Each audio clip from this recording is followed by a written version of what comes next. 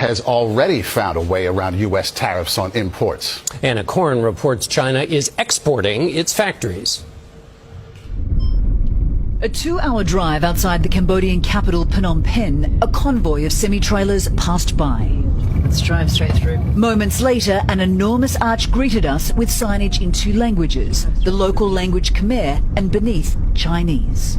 But it's very clear who is in charge of this special economic zone rising from the dirt. Hello, sir. Hello. The manager of this furniture factory invited us in. Okay.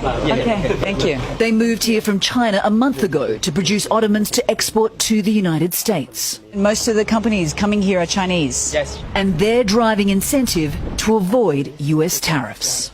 The US-China trade war is the main reason for this explosion of Chinese investment in Cambodia. In 2016, before President Trump took office, Cambodian exports to the US were roughly $3 billion. Last year, they topped $12 billion, representing nearly 30% of the country's GDP. The Cambodian government says more than half of the factories in Cambodia are Chinese-owned. To America. Yes. While Chinese companies are skirting US tariffs, economists we spoke to say they are playing by the rules. But there are fears Cambodia's economy could become collateral damage. Are you concerned that President Trump might put tariffs on Cambodia, considering the Chinese investments? Yes, of course. Chinese garment factory owner Mr. Huang moved to Cambodia 20 years ago, capitalising on tax breaks and lower wages while still running factories in China. But when the trade war began in 2018, he moved all operations to Cambodia and now exports 60% of his garments to the US. And who are your customers?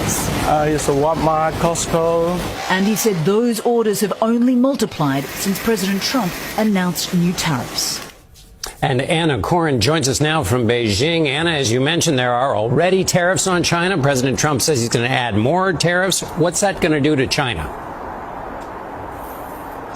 Well, John, Chinese manufacturers certainly are going to feel some pain. We spoke to one who said she'll try to absorb the tariffs. Others won't be in a position to do so. That's when you'll see those higher costs passed on to American customers. But those retaliatory tariffs we saw from China were mainly symbolic last month. Now they're going to target U.S. agriculture, and that's U.S. farmers. And Anna, China's National People's Congress starts on Wednesday. That, of course, is their big government meeting. Their economy is not exactly in great shape. So what are they expected to do now?